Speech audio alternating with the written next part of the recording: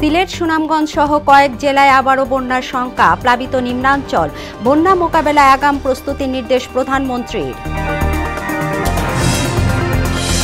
সপরিবারে বেনজির ও মতিউরের সম্পদ বিবরণী চেয়ে দুদকের নোটিশ, সম্পদের হিসাব দিতে হবে সরকারি কর্মকর্তাদের, হাইকোর্টের নির্দেশ।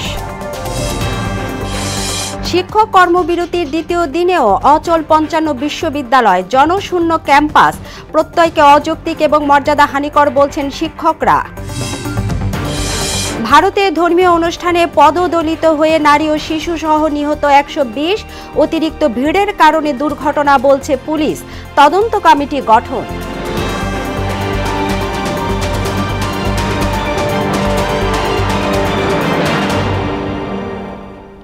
আসসালামু আলাইকুম, সবাইকে মোহনা সংবাদে স্বাগত। শুনছিলেন শিরোনাম, সঙ্গে আছি তাবশিরা লিজা। এবার বিস্তারিত। সিলেট, সুনামগঞ্জে আবারও বন্যার শঙ্কা। ৪ দিন ধরে বৃষ্টিপাত অব্যাহত থাকায় বাড়ছে সুরমা, কুশিয়ারা সহ সব নদ নদীর পানি। এদিকে বন্যায় আগাম প্রস্তুতি নিতে সংশ্লিষ্টদের নির্দেশ দিয়েছেন প্রধানমন্ত্রী শেখ হাসিনা। একনেক সভায় সরকার প্রধানের দেয়া এমন নির্দেশনার কথা জানান পরিকল্পনা বিভাগের সিনিয়র সচিব সত্যজিৎ কর্মকার। বিস্তারিত জানাচ্ছেন নাসির উদ্দিন। ভারতের চেরাপুঞ্জিতে বৃষ্টিপাত ও পাহাড়ি ঢল অব্যাহত থাকায় দ্বিতীয় ধাপে বাড়তে শুরু করেছে সিলেট ও সুনামগঞ্জের নদ নদীর পানি। নিম্নাঞ্চলে পানি প্রবেশ করে ডুবে গেছে অনেক এলাকা, বিপদসীমা ছাড়িয়েছে সুরমার পানি। তাহিরপুর সুনামগঞ্জ সড়কের বড় অংশ ফের তলিয়ে যাওয়ায় জেলা শহরের সঙ্গে সরাসরি যান চলাচল বন্ধ, ফলে যাত্রী ও এলাকাবাসীর চলাচলে ব্যবহার করতে হচ্ছে নৌকা। তাহিরপুর, ধর্মপাশা, জামালগঞ্জ, বিষ্ণুপুর এবং সুনামগঞ্জ সদর, দোলাবাজার সহ আবার বন্যা দেখা দিয়েছে। অতিবৃষ্টির কারণে যে পানিটা বাড়তেছে, এটা আসলে আশঙ্কাজনক। এদিকে বৃষ্টি ও পাহাড়ি ঢলে সিরাজগঞ্জ, রংপুর, কুড়িগ্রাম, লালমনিরহাট সহ দেশের বিভিন্ন স্থানে বন্যার শঙ্কা। দুবার বন্যা, কয়দিন আগে বন্যা গেলে এখন আবার খুবই ভয়াবহ অবস্থা। মানে যেরকম বাড়তেছে এরকম হলে আমাদের বাড়িঘর থাকা যাইবে না। বাপ চাচাদের আমাদের সবার বাড়িঘর ভাঙ্গে তাদের থুয়ারও জায়গা। এখন নদী ভাঙতেছে, এখন কেউ এখানে দেখার জন্য আসতেছে না। এ নিয়ে সরকারের সংশ্লিষ্ট বিভাগকে আগাম প্রস্তুতি নিতে বলেছেন প্রধানমন্ত্রী শেখ হাসিনা। এনইসি সম্মেলন কক্ষে অনুষ্ঠিত একনেক সভায় তিনি জানান, আগস্টে বন্যার শঙ্কা রয়েছে। পরে ব্রিফিংয়ে সরকার প্রধানের অনুশাসন তুলে ধরেন পরিকল্পনা মন্ত্রণালয়ের সিনিয়র সচিব। প্রধানমন্ত্রী এটি একদম ক্যাটাগরিক্যালি বলেছেন যে বৃষ্টি যেভাবে বাড়ছে আমাদের উজানে, সেটার একটা ইফেক্ট আমাদের উপর পড়বে এবং আগস্টে একটা বন্যা হওয়ার উনি আশঙ্কা ব্যক্ত করেছেন এবং সকলকে উনি এই বন্যাকে মোকাবেলার জন্য একটা প্রস্তুতি নেওয়ার জন্য আগাম নির্দেশনা দিয়েছেন। ঢাকার আশপাশের কৃষি জমিতে আবাসনের কাজ চলছে। উৎপাদন বাড়াতে 3 ফসলি এলাকায় প্রকল্প গ্রহণ না করার নির্দেশনা দেন শেখ হাসিনা। নাসির উদ্দিন, মোহনা সংবাদ। 4 বার দুর্নীতিতে অভিযুক্ত হয়েও মতিউরকে কেন দায়মুক্তি দেওয়া হয়েছিল তা খতিয়ে দেখা হবে বলে জানিয়েছেন দুদক সচিব খোরশেদা ইয়াসমিন। দুদক কার্যালয়ে আনুষ্ঠানিক ব্রিফিংয়ে একথা বলেন তিনি। এ সময় সপরিবারে মতিউর এবং বেনজিরের সম্পদের বিবরণী চেয়ে নোটিশ দেওয়া হয়েছে বলেও জানান তিনি। রেজা খান জানাচ্ছেন বিস্তারিত। ছাগলকাণ্ডে ফাঁস হওয়া সাবেক রাজস্ব কর্মকর্তা মতিউরের বিরুদ্ধে দুর্নীতির অভিযোগ নতুন কিছু নয়। এর আগে অন্তত 4 বার তার দুর্নীতি নিয়ে অনুসন্ধানে নামে দুদক, কিন্তু রহস্যজনকভাবে প্রতিবারই তাকে এ থেকে দায়মুক্তি দেওয়া হয়। দুদকে আয়োজিত ব্রিফিংয়ে এর জবাবে কমিশন সচিব বলেন, পূর্বে কেন তাকে দুর্নীতির অভিযোগ থেকে দায়মুক্তি দেওয়া হয়েছিল তা খতিয়ে দেখা হবে। সেটা তখন পর্যবেক্ষণ করা হয়েছে, পর্যালোচনা করা হয়েছে এবং এবার নতুন করে একটি অভিযোগ এসেছে। সব রেকর্ডপত্র আমাদের কমিশনে রয়েছে, সবকিছু খতিয়ে দেখা হবে। এছাড়া মতিউর ও সাবেক আইজি বেনজিরের সম্পদের হিসাব চেয়ে নোটিশ দিয়েছে দুর্নীতি দমন কমিশন। আগামী 21 কার্যদিবসের মধ্যে তা জমা দিতে বলা হয়েছে। একই সঙ্গে সরকারি এই 2 কর্মকর্তার স্ত্রী সন্তানদের সম্পদের তথ্য চাওয়া হয়েছে। স্থাবর অস্থাবর সম্পত্তির বিবরণী দাখিলের জন্য আমাদের কমিশন কর্তৃক একটি সিদ্ধান্ত গৃহীত হয়েছে। এই সিদ্ধান্তের পরিপ্রেক্ষিতে তাদের এই সম্পদ বিবরণী দাখিলের জন্য একটি নোটিশ ইতোমধ্যে জারি করা হয়েছে। এদিকে সাবেক অতিরিক্ত পুলিশ মহাপরিদর্শক ও বিআইডব্লিউটি এর চেয়ারম্যান ডক্টর মোহাম্মদ শামসুদ্দোহা খন্দকার ও তার স্ত্রী ফেরদৌসী সুলতানার বিরুদ্ধে জ্ঞাত আয় বহির্ভূত সম্পদ অর্জন ও মানি লন্ডারিং মামলার চার্জশিট দাখিলের অনুমোদন দেয়া হয়েছে বলেও জানান দুদক সচিব। 1947 সালে দুর্নীতি প্রতিরোধ আইন 5-এর 2 ধারায় কমিশন কর্তৃক চার্জশিট দাখিলের অনুমোদন দেওয়া হয়েছে। রেজা খান, মোহনা সংবাদ, ঢাকা। সরকারি কর্মচারী ও তাদের পরিবারের সম্পদ বিবরণীর ঘোষণা এবং সময়ে সময়ে তা দাখিল সংক্রান্ত বিধি কঠোরভাবে মানতে নির্দেশ দিয়েছেন হাইকোর্ট। এ বিষয়ে অগ্রগতি জানিয়ে 3 মাসের মধ্যে আদালতে প্রতিবেদন দিতে বলা হয়েছে। আদালত বলেছেন 1979 সালে সরকারি কর্মচারী আচরণ বিধিমালার 13 নং বিধিটি কঠোরভাবে মানতে নির্দেশ দেওয়া হলো। এক রিট আবেদনের প্রাথমিক শুনানি নিয়ে বিচারপতি মোহাম্মদ নজরুল ইসলাম তালুকদার ও বিচারপতি কাজী ইবাদত হোসেনের সমন্বয়ে গঠিত হাইকোর্ট বেঞ্চ আজ রুল সহ এই আদেশ দেন। আগামী 22 অক্টোবর পরবর্তী শুনানির জন্য তারিখ রেখেছেন আদালত। পাবলিক বিশ্ববিদ্যালয়ে সর্বজনীন পেনশন স্কিম প্রত্যয়কে চাপিয়ে দেয়াকে অযৌক্তিক এবং মর্যাদা হানিকর বলছে ঢাকা বিশ্ববিদ্যালয় শিক্ষক সমিতি। এর প্রতিবাদে দ্বিতীয় দিনের কর্মবিরতি কর্মসূচি পালন করছেন দেশের সব বিশ্ববিদ্যালয়ের শিক্ষক কর্মকর্তা কর্মচারীরা।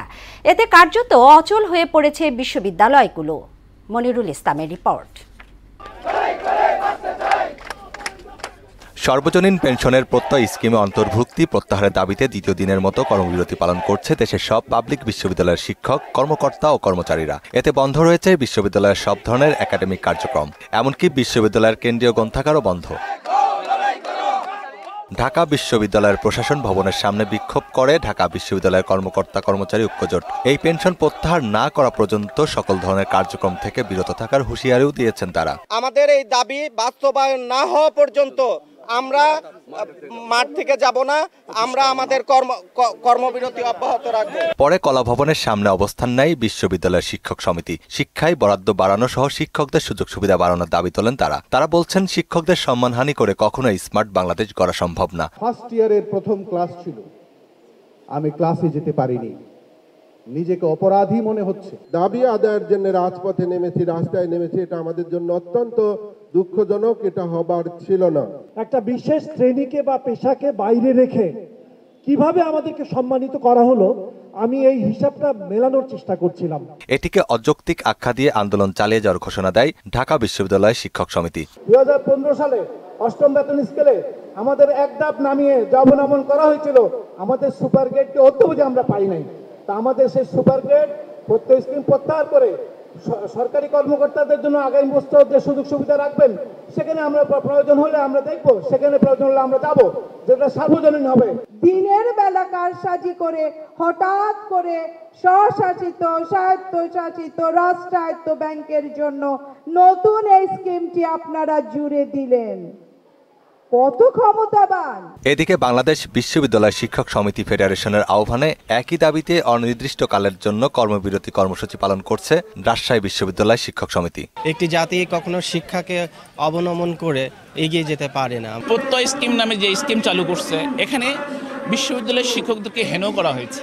অপরদিকে পাবলিক বিশ্ববিদ্যালয়ের শিক্ষকদের ওপর সর্বজনীন পেনশন স্কিম চালু চাপিয়ে দেয়াকে বৈষম্যমূলক বলছেন চট্টগ্রাম বিশ্ববিদ্যালয়ের শিক্ষকরা। চান শিক্ষকদের জন্য স্বতন্ত্র পে স্কেল। বিশ্ববিদ্যালয়ের শিক্ষকরা কিন্তু স্বায়ত্তশাসিত হলেও এদের পেনশন সুবিধাটা ছিল হুবহু সরকারি কর্মকর্তা কর্মচারীদের পেনশন সুবিধার মতো। আর পরিকল্পনা মন্ত্রণালয় এডিবির ভাইস প্রেসিডেন্ট ইংমিং ইয়াং এর সঙ্গে সৌজন্য সাক্ষাৎ শেষে অর্থমন্ত্রী আবুল হাসান মাহমুদ আলী বলেন, সর্বজনীন পেনশন স্কিম নিয়ে শিক্ষকদের বিরোধিতা অযৌক্তিক। শিক্ষকরা যে এখন আন্দোলন করছে, এটা কি স্যার লজিক্যাল কিছু মনে করেন? না, আমার মনে হয় না এটা লজিক্যাল। মনিরুল ইসলাম, মোহনা সংবাদ, ঢাকা। স্থানীয় সরকার বিভাগের বিভিন্ন উন্নয়ন প্রকল্পের জন্য বিভিন্ন দাতা সংস্থা থেকে $11 বিলিয়ন ঋণ প্রস্তাব এসেছে জানিয়েছেন স্থানীয় সরকার মন্ত্রী তাজুল ইসলাম। তবে এসব ঋণ নেয়ার ক্ষেত্রে ভেবে চিন্তে সিদ্ধান্ত নেবে সরকার। বিকেলে সচিবালয়ে এডিবির প্রতিনিধি দলের সঙ্গে বৈঠক শেষে তিনি এসব কথা বলেন। তাজুল ইসলাম বলেন, বিভিন্ন প্রকল্পে এডিবির 22,355 কোটি টাকা বিনিয়োগ আছে। ঘূর্ণিঝড় রিমালে যোগাযোগ ব্যবস্থার যে ক্ষতি হয়েছে হয়েছে সেগুলোর উন্নয়নেও এডিবির বিনিয়োগ থাকবে। আর সব মিলিয়ে 10টি প্রকল্পে আন্তর্জাতিক দাতা সংস্থাটি বিনিয়োগ করছে বলেও জানান মন্ত্রী। কি পরিমাণ ওরা দিবে আর আমরা কি পরিমাণ নেব, এবং এগুলো তো আমরা দিলে তো আমরা নেবো না, যদি অফার করে সবটা আমি নেবো না। আর আমরা চাইলেও যে সে দেবে সব জায়গাতে, তাও কারণ সব জায়গাতে আমরা আলোচনা হবে, আলোচনার পর দিয়ে দেখবো এস্টিমেট আছে কি আজকের আলোচনার মাধ্যম দিয়ে চূড়ান্ত হয়ে যাবে না, কারণ এর পরে দিয়া তাদের হেডকোয়ার্টার তারা আলোচনা করবে, আমরা আলোচনা করবো। সরকার ভারতের সঙ্গে সমঝোতা চুক্তি করে দেশের স্বাধীনতা সার্বভৌমত্ব খর্ব করেছে বলে মন্তব্য করেছেন বিএনপি চেয়ারপারসন উপদেষ্টা জয়নুল আবেদিন ফারুক। ভারতের আগ্রাসনের বিরুদ্ধে প্রতিরোধ গড়ে তুলে রেললাইন নির্মাণ বন্ধ করা হবে বলেও হুঁশিয়ারি দেন তিনি। আর বিএনপির যুগ্ম মহাসচিব অ্যাডভোকেট আব্দুস সালাম আজাদ অভিযোগ করেন, ভারতের সাথে রেল যোগাযোগে বাংলাদেশের নিরাপত্তা হুমকির মুখে পড়বে। সকালে জাতীয় প্রেস ক্লাবের সামনে গণতন্ত্র ফোরামের আয়োজনে অবস্থান কর্মসূচিতে অংশ নিয়ে এসব কথা বলেন তারা।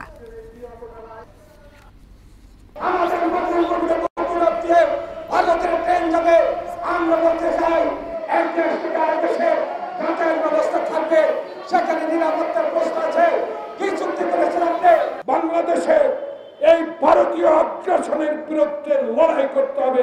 জীবনের যত শক্তি আছে সকল শক্তি প্রয়োগ করে বাংলাদেশে হিন্দুস্তানের এই আগ্রাসন, এর রেল লাইন নির্মাণ বন্ধ করবই করব।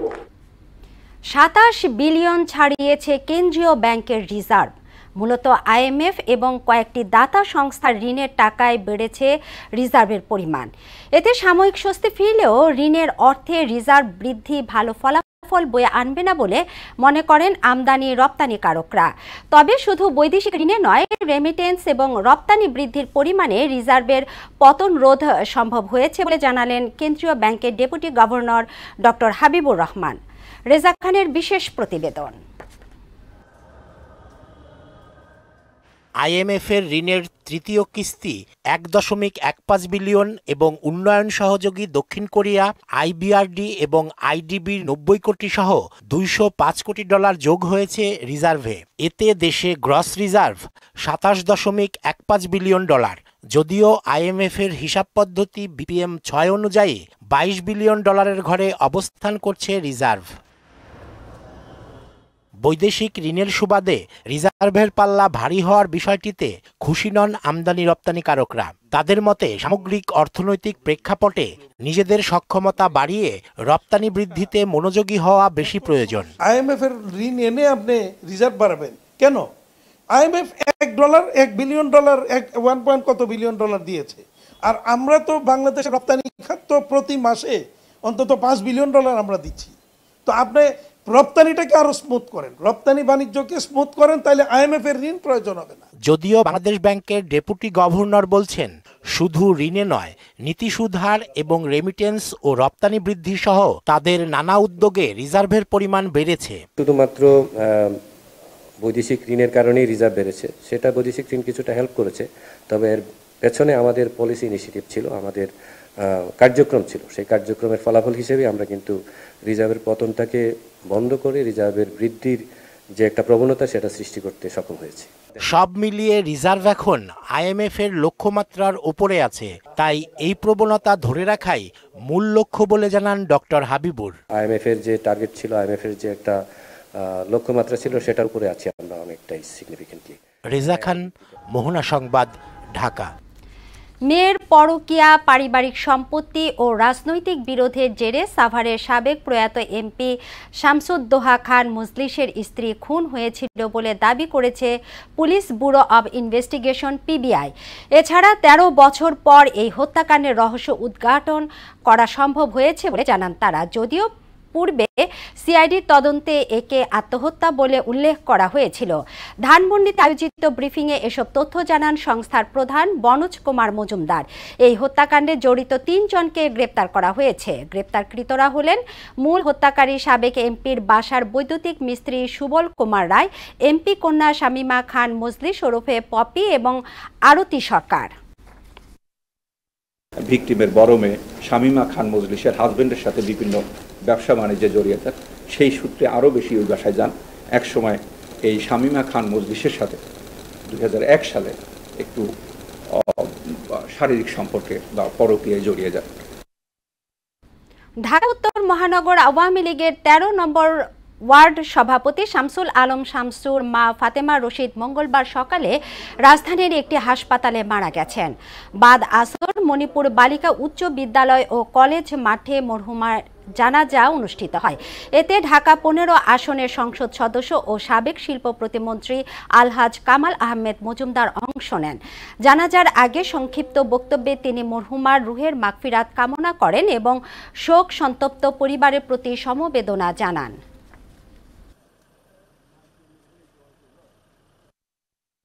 মমতা মহিমায়া একজন সমাজ সেবক ছিলেন, আপনাদের এই এলাকায় বসবাস করতেন।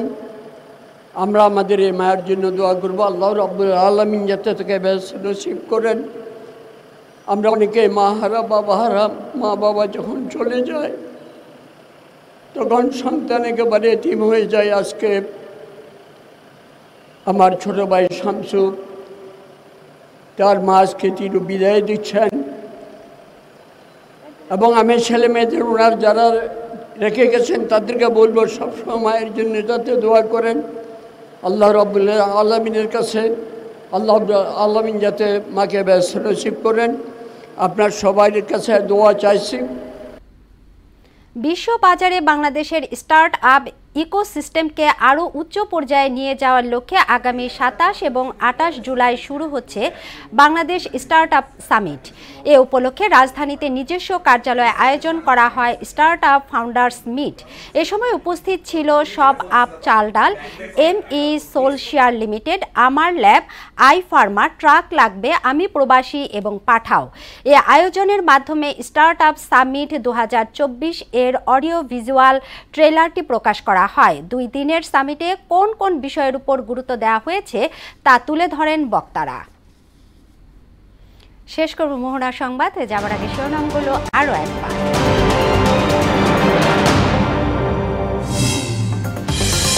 সিলেট, সুনামগঞ্জ সহ কয়েক জেলায় আবারও বন্যার শঙ্কা, প্লাবিত নিম্নাঞ্চল। বন্যা মোকাবেলায় আগাম প্রস্তুতি নির্দেশ প্রধানমন্ত্রীর। সপরিবারে বেনজির ও মতিউরের সম্পদ বিবরণী চেয়ে দুদকের নোটিশ।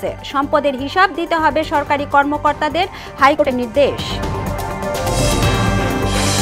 শিক্ষক কর্মবিরতির দ্বিতীয় দিনেও অচল 55 বিশ্ববিদ্যালয়, জনশূন্য ক্যাম্পাস, প্রত্যয়কে অযৌক্তিক এবং মর্যাদা হানিকর বলছেন শিক্ষকরা। ভারতের ধর্মীয় অনুষ্ঠানে পদদলিত হয়ে নারী ও শিশু সহ নিহত 120, অতিরিক্ত ভিড়ের কারণে দুর্ঘটনা বলছে পুলিশ, তদন্ত কমিটি গঠন।